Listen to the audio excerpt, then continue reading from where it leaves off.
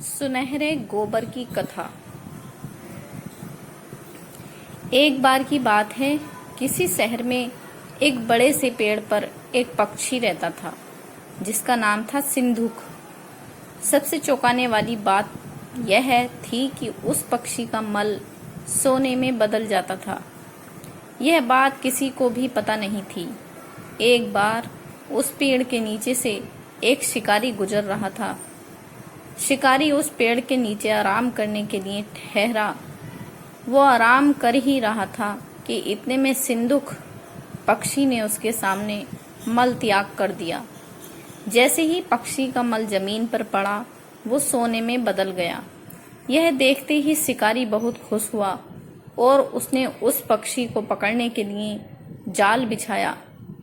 सिंधुक जाल में फंस गया और शिकारी उसे अपने घर ले आया। पिंजरे में बंद सिंधुक को देखकर शिकारी चिंता सताने लगी कि अगर राजा को इस बारे में पता चला तो वो न सिर्फ सिंधुक को दरबार में पेश करने को कहेंगे बल्कि मुझे भी सजा देंगे। यह सोचकर डर के मारे शिकारी ने खुद ही सिंधुक को राज दरबार में पेश कर राजा को सारी बात बताई।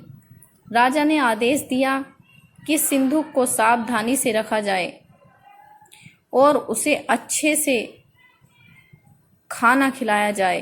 ये सब सुनने के बाद मंत्री ने राजा को कहा, आप इस बेवकूफ़ शिकारी की बात पर भरोसा मत कीजिए।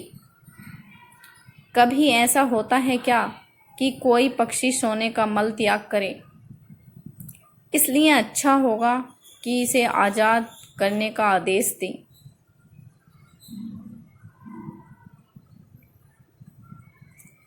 मंत्री की बात सुनकर राजा ने चिड़िया को आज़ाद करने का आदेश दिया।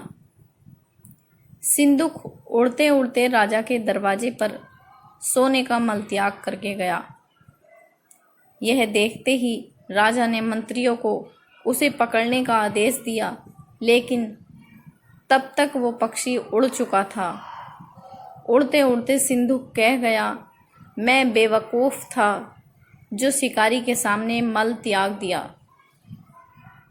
शिकारी बेवकूफ़ था जो मुझे राजा के पास ले गया। राजा बेवकूफ़ था जो मंत्री की बात में आ गया। सभी बेवकूफ़ एक जगह ही हैं। कहानी से हमें ये सीख मिलती है कि कभी भी दूसरे की बातों में नहीं आना चाहिए और अपने दिमाग से काम लेना चाहिए। तो दोस्तों, आपको हमारी ये कहानी कैसी लगी? इसे लाइक और हमारे चैनल को प्लीज़ सब्सक्राइब ज़रूर करना और ऐसी ही प्यारी कहानियाँ सुनने के लिए हमारे यूट्यूब चैनल से जुड़ना। धन्यवाद।